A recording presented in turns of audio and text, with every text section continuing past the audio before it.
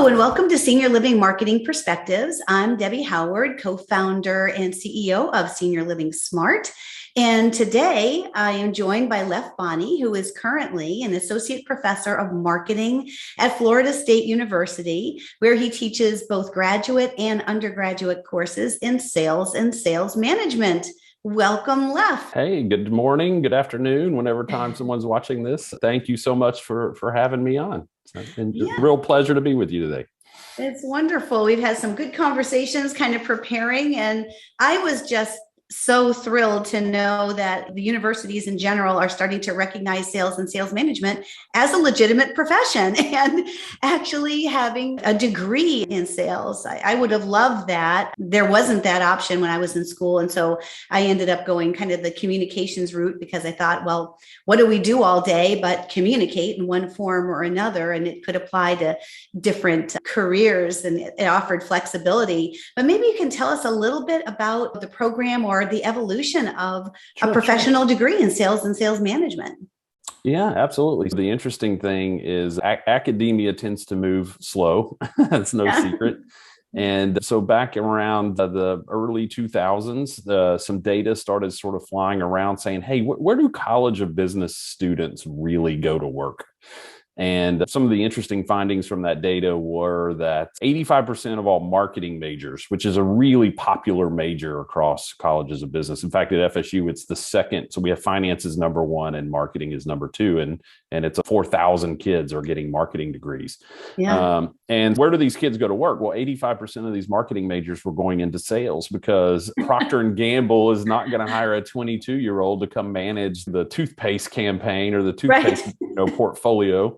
You got to start in sales. You need to understand the customer and the product and the competition and so on. So I don't think that's probably a big surprise to a lot of people. But what was surprising was that data also showed 65% of all College of Business students will go into a job where sales is a significant component of their role. And so a lot of people, when I give you that stat or say that stat, will say, how can that be? But if you think of a finance major who's going to work for Merrill Lynch as a financial advisor, that's a sales job. Yeah. Right? Yeah. And even our accounting majors who are like, I'm going into accounting. I never need to sell. What are you talking about? And it's like, hey, go ask a partner at Deloitte. What do they do? The partner is out selling accounting services. They don't do it. They're not doing accounting. They're selling. Right. So you had College of Businesses that kind of came to this realization that, wow, sales really is what our students are doing when they leave here, but we're not training it. A few universities might have dabbled with a course or two. I guess you could say the demand was so great and the pressure so great that the deans finally said, okay, we need to start building sales programs. Right. So I was a beneficiary of that in 2008 was when I was coming. So I tell people I'm a recovering salesperson. I was in sales for about a decade before I went back to grad school.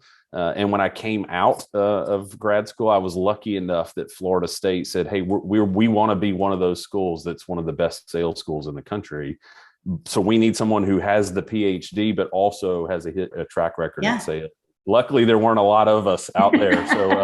So in some ways, I got the job by default, maybe, but it's been fun. Since about 2008, 2010, it went from maybe 10 schools who offered sales programs to now there's probably 85 that have formal sales programs. There's probably another close to 100 that say we don't have a program, we don't have a major, but we do have several classes where it's an emphasis. Students can emphasize sales in their majors. But at FSU, we actually do, like you said, we offer a degree. So a student can graduate with a degree in professional selling, which, boy, I wish I had. That would have been great. Yes.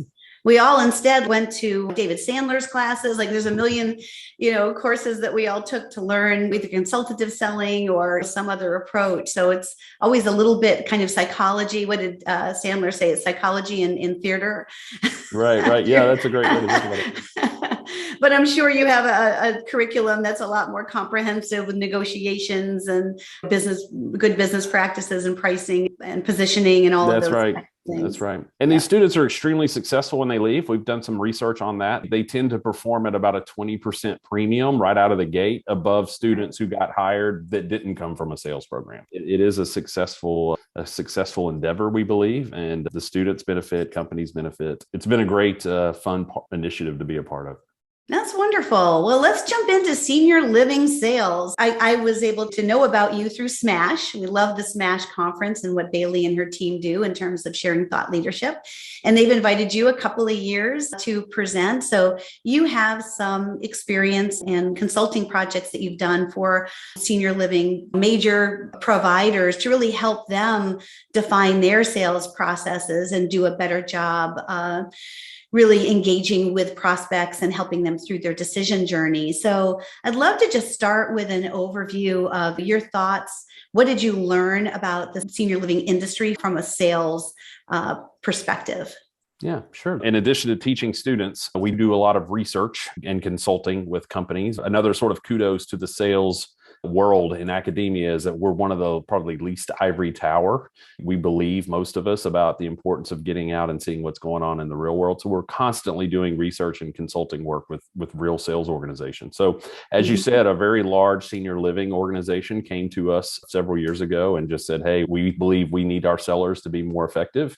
Can you come in? And this was when the sales transformation phrase was so popular. And they said, we're going through a sales transformation. Can you come be a part of it?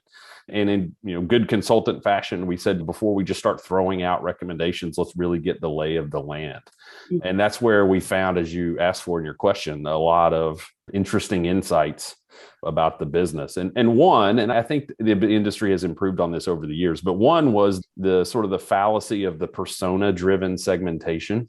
When we first arrived on scene, so to speak, they were teaching their sellers about, we serve different personas. And by persona, there's a very popular person that comes in our communities that they called Sally. And Sally is the adult child of a grandmother who can no longer be at home independently. And so Sally is out shopping for her grandmother. And then you had the resident themselves, the grandmother, and they called her, Betty or something, right? And so they had these personas. And what we learned very quickly from our sort of research with customers is that's just really not a good way to think about this industry.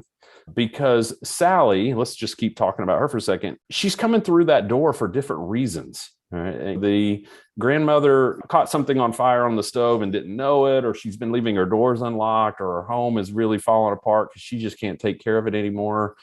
Okay, that's sort of one journey that Sally's on to try to solve the problem of it's really just what I call basic independence issue.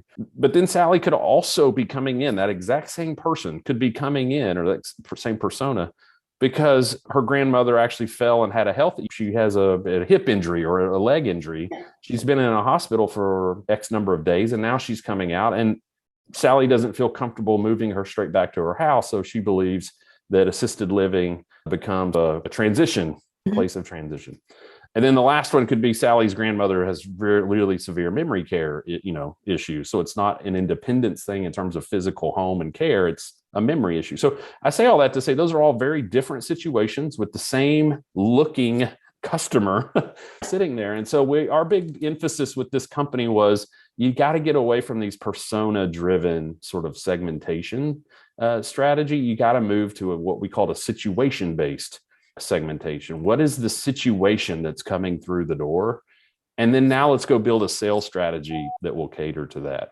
And the second part of the sort of aha was, and this is a problem that we see across all industries, sellers using a one-size-fits-all approach. Mm-hmm. No matter whether it's Sally or whatever the situation, every time it comes through somebody comes through the door, we go right into the same process every single time.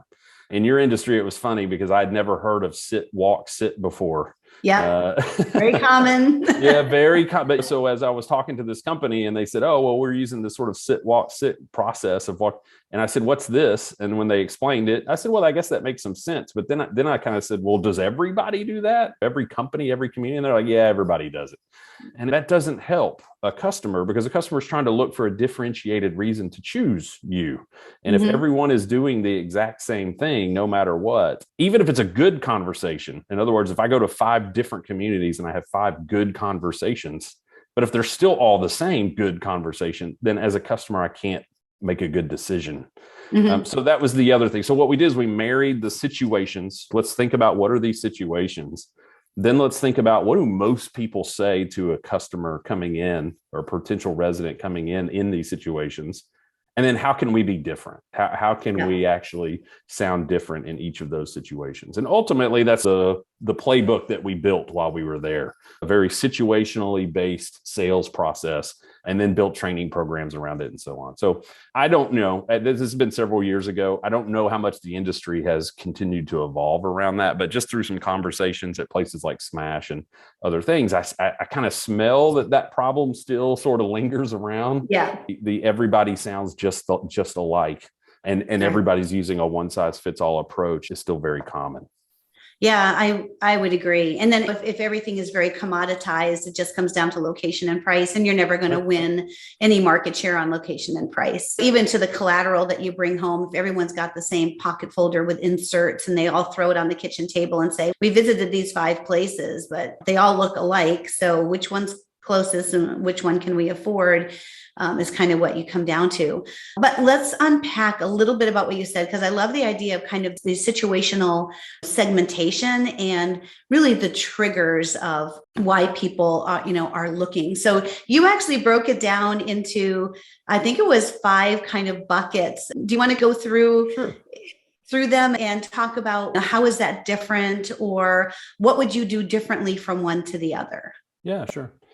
So the 5 buckets were one of the more popular situations that comes through a door is a dazed and confused is what we named it. And dazed and confused is, hey, we think something needs to happen with mom or grandma or granddad. We're not real sure what it is. Brother doesn't think anything should happen. Sister thinks she should be, or the loved one should be in a community tomorrow. They're getting competing sort of information. So the brother is outsourcing information about how do you keep a loved one at home longer. The sister is sourcing information about what you should be looking for in senior living solutions. And so you just have this just big mix of confusion. And so that situation represented roughly 20% of everything that sort of came through the door at this particular company. I'm assuming that would probably hold pretty similarly across other senior living companies. And so the thing to do there is, hey, it's not about price, like throwing out, hey, if you move in tomorrow, we can offer you a move-in discount. That's the craziest thing to say to somebody like that, because they're still trying to even make sense. Do we even need it? This is where the smarter, more savvier sellers turn into the true counselor and almost therapist, right? How do we deal with the emotional side of this? How do we work through it? How do we deal with the conflict that's existing within the family? That sort of scenario of selling and being a consultative seller, but on the family dynamics, not necessarily on a why they should be what do we have to offer here in the community is what is the right play. Another one was called the red alert. This was what we had talked about with there's a health issue. It's an emergency. She's going to be released from the hospital tomorrow. And we have to have there has to be a place. And that was actually almost 30% of the people coming through the door. The mistake here, I think, is that these folks a lot of them think it's temporary, right? They're coming into a senior living solution, but it's just to get past the health issue. And then we'll reevaluate and probably move them back to one of our homes or to back to their own house. And again, I don't think sellers get ahead of that very well. It helps set the expectation that maybe it's more permanent than you think. And don't be looking for a place that's easy and convenient because you think it's only going to be 90 days, because statistically it's not. It's going to be much, much longer than that. So use a long-term criteria, not a short-term criteria for making your choice, and helping spin that around a little bit would be very important there. And then just a couple others. We had ready referral. This is the customer who already knows someone living in the community. They visited there. It's been appealing to them to see what all's going on around the community. That actually had higher chances that it was the actual resident themselves was involved in the decision-making process versus the family. And so they already know, they're already leaning in toward that community. And so obviously the embracing that and using that to your advantage as a seller is very important. And then another was a prepared shopper. These were the potential residents who say their number one criteria trigger for shopping is I don't want to be a burden to my family, but I don't know what that means yet, right? Like I'm still trying to do my homework to figure out, does that mean I should be looking for a community that does the life progression model where I can move in now and be independent and then assisted, then skilled nursing? Does that mean I live at home for 5 more years? What's it mean? So it's kind of like they had a vision of what they wanted their sort of transition to look like, but they weren't sure how to make all that work. And those people, they don't need education on the community. Like they understand what usually independent versus assisted versus memory care. They get the features. What they need is the journey. What does the journey need to look like? How do I plan for the journey to be smooth for my kids and for us as we go to make this sort of, as we start building the plan? And then the last one is tire kickers. This is the hey, I'm not sure. Like we're just starting this and we're not seriously looking at this as an option now, but I'm just trying to learn a little bit about it. So that's a pretty common one. And the important thing here is when you think about this, I keep talking about this as sales, but I know your audience has a lot of marketing people as well. Right. The thing to think about here is, hey, marketing plays a role across all those as well. First of all, even starting from the very beginning, do we want to drive red alerts into our communities? What we found at this particular senior living location was they could convert a red alert to a move-in. But the problem is they had really high move outs. Sure. Yeah. And they also made very cost-driven, these people made a lot of cost-driven decisions. And so the sellers were quick to discount to say, hey, I know you're trying to make a decision in the next 24 hours. Here's my discount. Come on in. And our argument back to this company was, is that who you really want? Right? You should really be focusing more on finding more ready referrals, prepared shoppers, and maybe even more dazed and confused and leave the red alerts alone, right? That their lifetime value in your community is actually not very high. Right. So there's marketing, right? They should be getting involved right out of the gate. This becomes a lead generation discussion, right? Which one of those 5 sort of situations do we want to drive toward our communities? I would imagine there's probably other communities or companies that is who they want, right? And so marketing should be focusing on healthcare providers and places that can push those customers in. So I know I'm pulling my professor talk a lot, lecturing here, but the idea is the situations were fairly stable. There were 5 of them.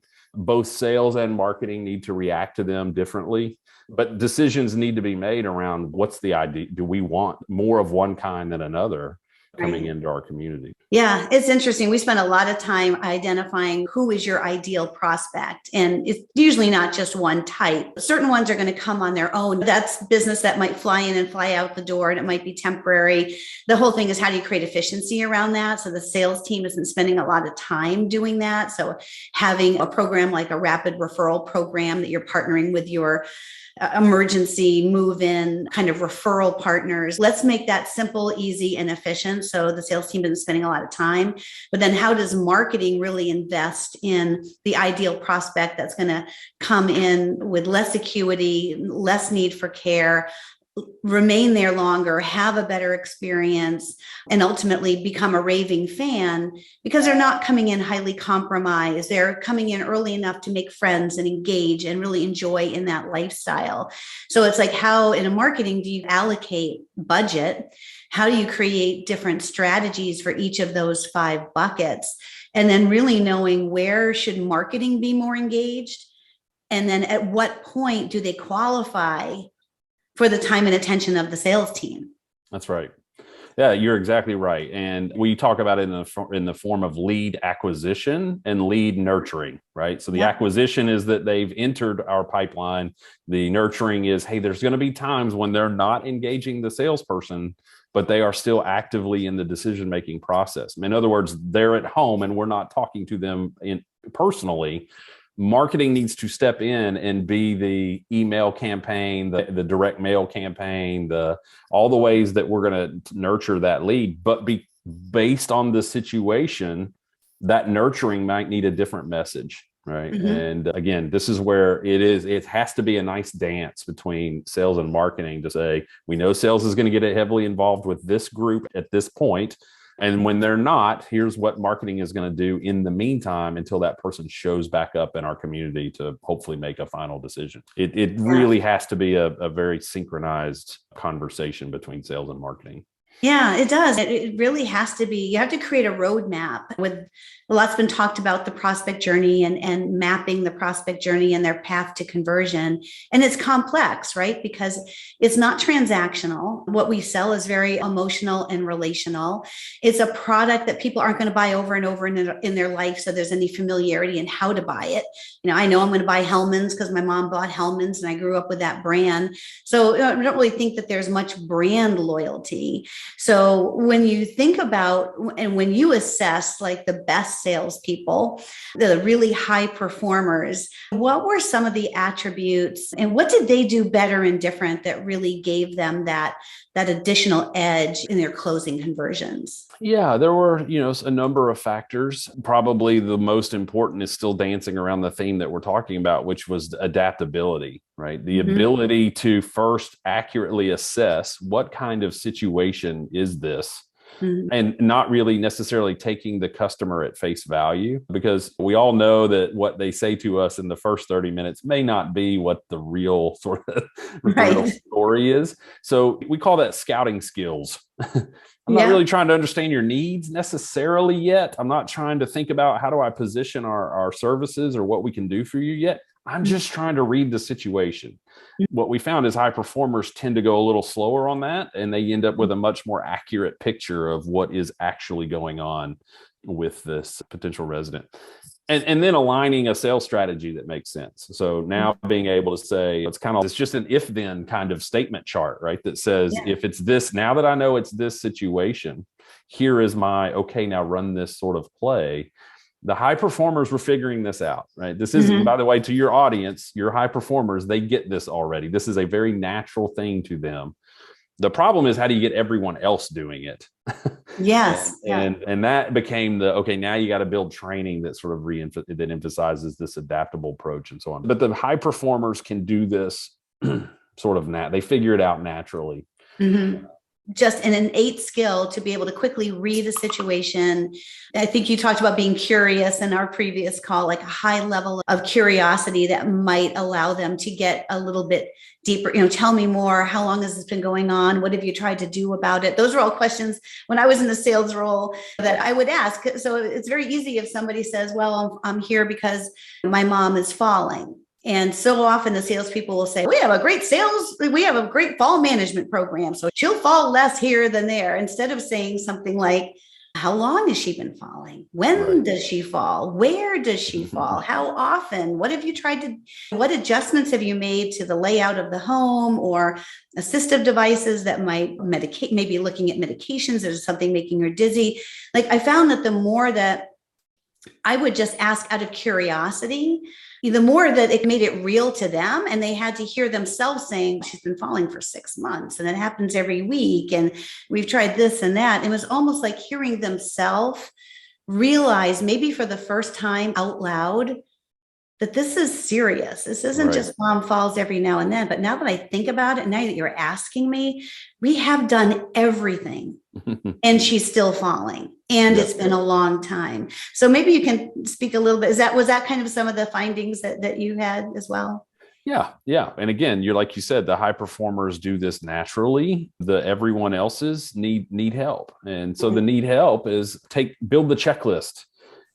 Create almost like a scoring guide for the seller to say, hey, before you start talking about the food and the activities and run through this sort of situation assessment and let the points tell you, okay, is this a red alert or is this a dazed and confused or is this and so when we were working with that company, we did that. We created for the everyone else, hey, you're not going to read this situation naturally. You don't have the question bank naturally ready to go. Here it is. Right. And by the way, we took it from the high performers, right? We go to the high performers and we watch them enough to say, look at these questions they're asking that everyone else isn't. Let's build that into this sort of situational diagnostic that someone can fill out and then sit back and go, oh, okay, I see now. This is definitely a prepared shopper situation. Here's the play I need to run. Just creating a system that allows people to get that if-then sort of guidance is what I think. Not only senior living, every company is starting to go to this, and the AI technology and this sort of on-demand coaching technologies that exist in the sales world are really helpful for this, because with the right kind of upfront research, you can program them, so to speak, to guide the seller through some questions. And then it comes back and says, okay, based on those questions, here's your play. Here's the things you need to make sure you do turn into opportunity. Again, your senior people don't need to do it. They just need to be a part of the building it, which by the way, they really appreciate. Yes. Right? Your best salespeople are the ones who I don't need the reward anymore. I'm good at the reward. What's rewarding now is that I'm actually helping other people in the sales organization do what I do. And so they need to be a big part of this.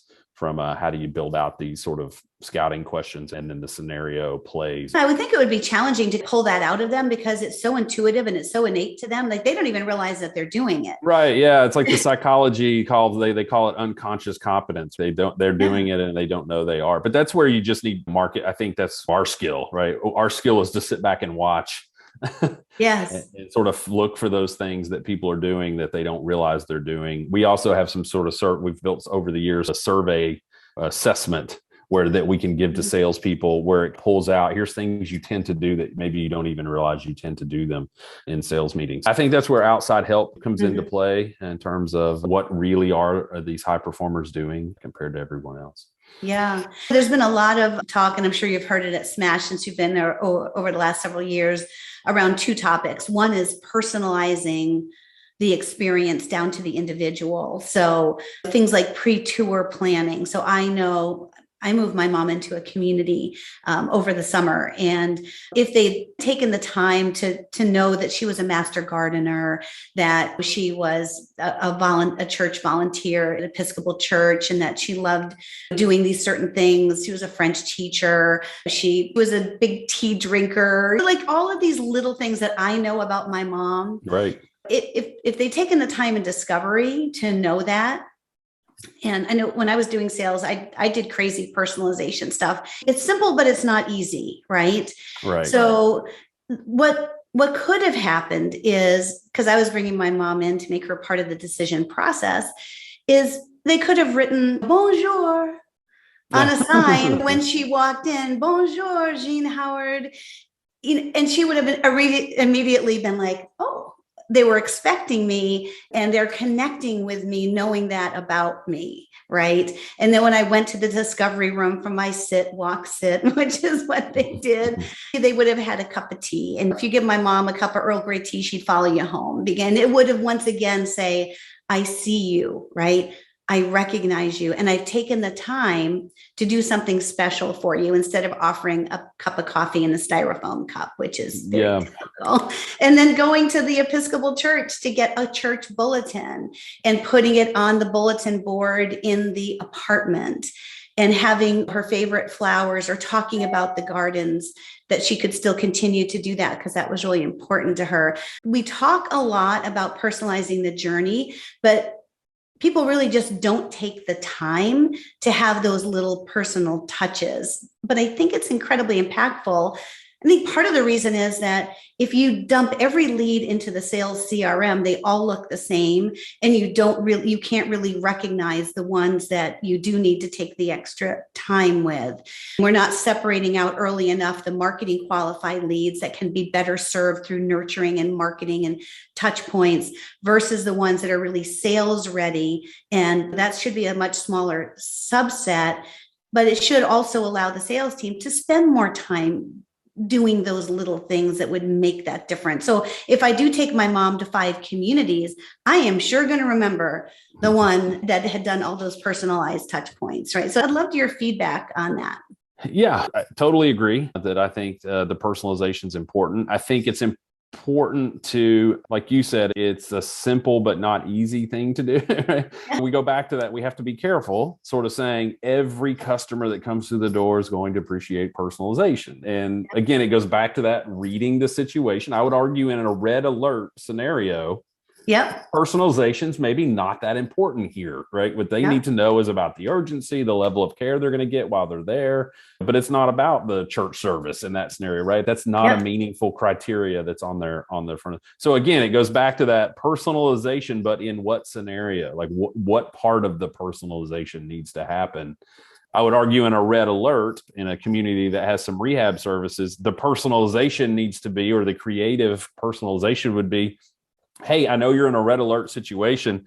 I want you to meet our director of rehabilitation. She's already late. She's looked at the chart and she's already laid out what a potential rehab schedule might look like here. Right. That's personalizing to the situation. And I think that's important because, again, eventually trends start to move over all communities. The personalization thing is moving across, but now we have to make sure we're not all doing one size fits all around the personalization. The other thing you mentioned, criteria of people who are good at this. I do think there's a certain level. We don't talk about creativity in salespeople as much as I think we should. I think the personalization is a good thing to do, but again, it has to not only be good, it has to be differentiated. And I told the story at Smash about working, I'll never forget her name. Her name was Alyssa. And she was one of the top performers of this company we were doing the research on. And I was spending the day with her, watching her do her thing. And she said, "Oh, my next appointment, I think, just pulled up. I want to meet her in the parking lot." We hadn't done this all day, but so she jumps up, we go to the parking lot. And she introduces herself and does a little summary of the normal, glad you're here. Here's what we're going to do. But, and she said, "Come on in." And as they start to walk in, Alyssa points at the van and said, "Oh, by the way, did you notice you parked right next to our time machine?" And the customer is just befuddled, right? They're looking like, "What?" And she said, "Yeah, we own a time machine here." And again, the customer finally has almost gotten the courage to say, "What are you talking about?" And Alyssa said, "Listen, on the phone, you said to me the biggest struggle you're having is your time is getting completely sucked away from your family and your job because you're having to spend so much time caring for your grandmother, going to doctor appointments, whatever. That van is going to handle all that for you, and it's going to get you your time back." And I thought that's brilliant. So there's personalization, right? But it's also personalized in a way that is very differentiated, right? Because I have a hard time believing that customer went to 4 other communities and they talked about their time machine. Right.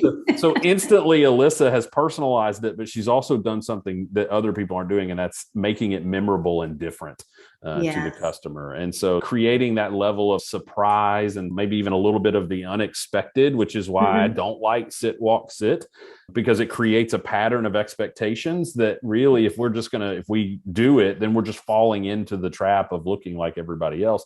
I would argue you should actually look to do something different than sit, walk, sit as a way of saying, "Hey, I know 4 out of 5 communities did it that way, but we didn't do it that way. And now we're memorable. We're instantly more memorable to what that experience was when they came in." Anyway, so I just say all that to say, I love that example. Also, instead of sit, walk, sit, you could right away out of the gate address something that's most important or most meaningful to them. For my mom, she was having trouble. She needed a special diet. So instead of sitting in that discovery room, going through the same thing as I'd been through, taking her directly into the dining room and talking about special diets and softened diets and introducing me to the dining director to talk about how they were going to help meet her needs would have been far more memorable than yet another conference room or discovery room. I really love that example.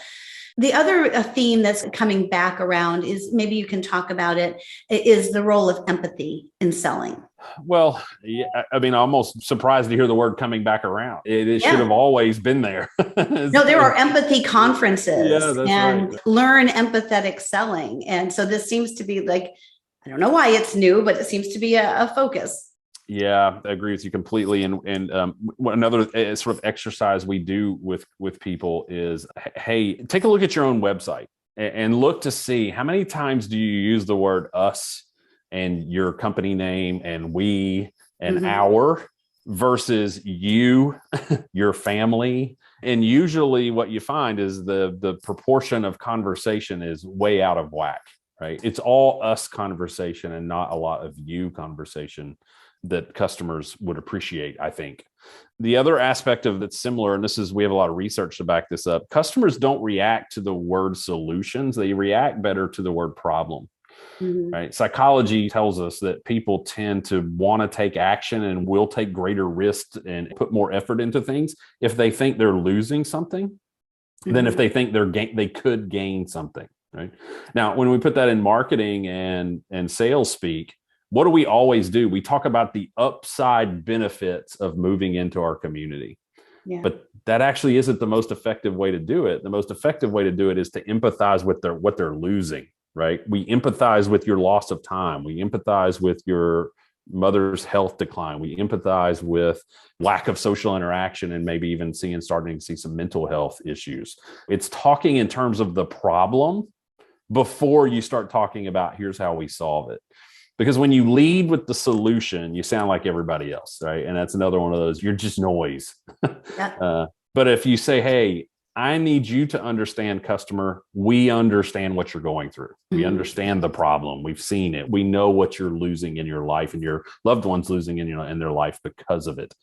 Now let's talk about how we fix it. But people move through that empathy stage so fast and it becomes almost so insincere. And again, it sounds like everybody, they do it in a way that sounds like everybody else. My coaching to sales and marketing, I guess I'll end on this topic, is talk about the problem, right? Just talk about the problem so that the customer understands these people get it. They get what I'm going through. The other nice part, if you do that, by the way, if you talk about the problem, but not your solution, it creates curiosity in your customer, right? Because what happens is the customer hears that you're talking problem, and all you have to end is, we think we have a way to fix it.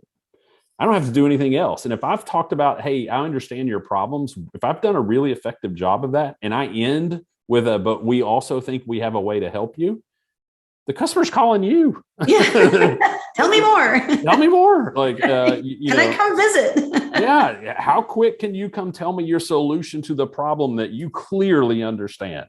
A lot of marketing folks don't think that way. It's like, hey, let's talk solutions right up front on our website. Let's talk solutions. Mm-hmm.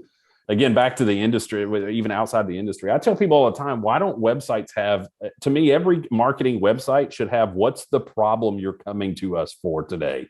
Mm-hmm. Right? Like it should be a set of problem choices for us customers. And no matter what it is, this is the problem I'm struggling with. And when I click, I get this sort of, hey, we understand this problem. And then way down below in our website is our solution, or at least a conversation about it. Mm-hmm. It never looks like that, right? It's always like, here's how great we are. And it's the customer's going, oh boy, here we go again. Yeah, and they all look alike. That's a pet peeve in the industry. It's the same stock art images that you see all over the place with the same very aspirational reimagining senior living, the best is yet to come. People don't really believe that. To make it worse, we did an exercise at this company. We brought every seller that came through the sales training to prove this point that, hey, we have to be different.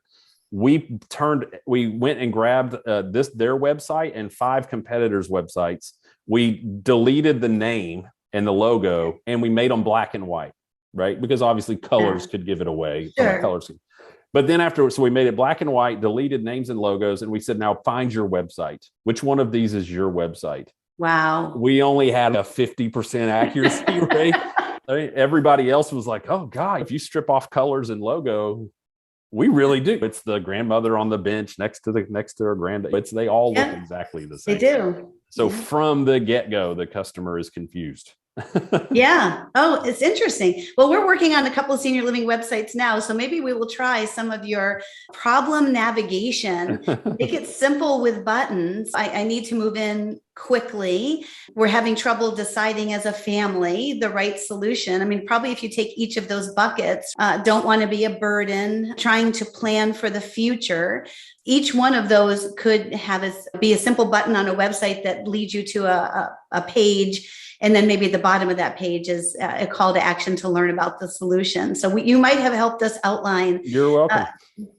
A new website. Well, the analytics are so much better too, right? Because the very first thing they click on tells you what their biggest problem is, right? Yeah. And you don't always get that kind of insight when you're just dumping a bunch of solutions on a customer. Right. Literally, the very first thing they click on should get captured. And that is an awful big sort of signal that, okay, this is the hot button, or this is the situation this person's in. The analytics get better, I believe, when you think about it this way too. Yeah, absolutely. We tend to try to capture a lot of that information on landing pages as people convert. And we can tell a lot by the content they're downloading, right? So if somebody's downloading a senior living options guide, which is a very high level, top of the funnel, I just need to understand what senior living is and what my options are and what they call it. That's somebody who's very much in awareness. And then we ask them the question, not only who are they downloading this on behalf of, just so we can speak more personally personally to them, but also so that we understand what is the one thing that you're looking for in this guide. What is the most important thing? Or if they download the community brochure, as you're looking for the perfect community, what's most important to you? Is it lifestyle and amenities? Is it socialization and activities, or quality, care, or dementia? And there's probably more that we could do. We just don't want to confuse people. But then you can use marketing automation to branch off and then personalize that. Lifestyle Leonard is going to get different content than Acuity Ann is going to get. So somewhat, I think marketing can assist sales, because if we wait until the prospect gets to the sales team to try to figure this out, we've lost a lot of time. We haven't used marketing to its advantage, which is also personalizing the content delivery to that person. And maybe we give a salesperson who maybe is not intuitive about reading the solution, we give them a little bit of a head start. We'll also ask stage questions like, which best describes where you are in your journey? And they can self-identify, look, I'm just beginning my research, or I'm trying to understand my options, I'm ready to tour, or I'm ready to choose a community.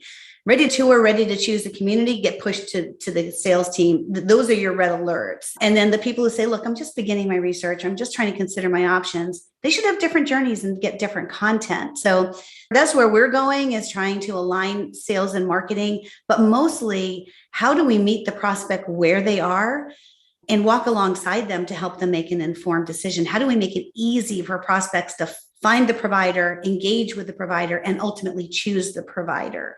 And it's like 22 touch points. I don't know whether this is I keep this next to me because I'm so interested in it, but this was research from a CRM company. This came from Enquire. The sales cycle is 38% longer for independent living than it was pre-pandemic, 203 days. Assisted living is up 19% from 145 days to make a decision. Yep. Memory care hasn't been impacted because it's usually so urgent. Life plan communities, the CCRCs and campuses, up 36% to 400 days to make a decision, and 22 individual touch points.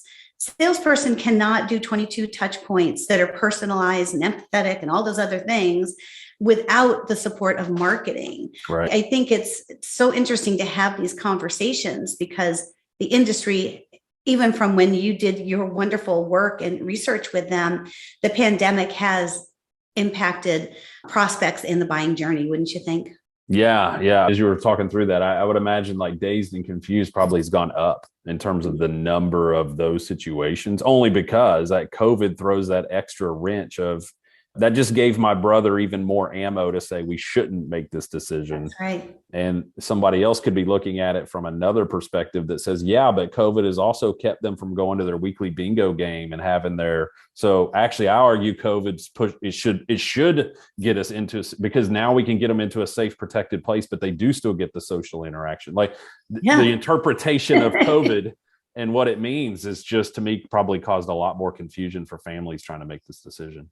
And we just are getting red alerts, people who have no choice, exactly. People in crisis. And so we have shorter lengths of stay and more acuity and more care and more expense. And that impacts revenue, lifetime resident value, and all those other things. It's a complex industry, and I appreciate your insights.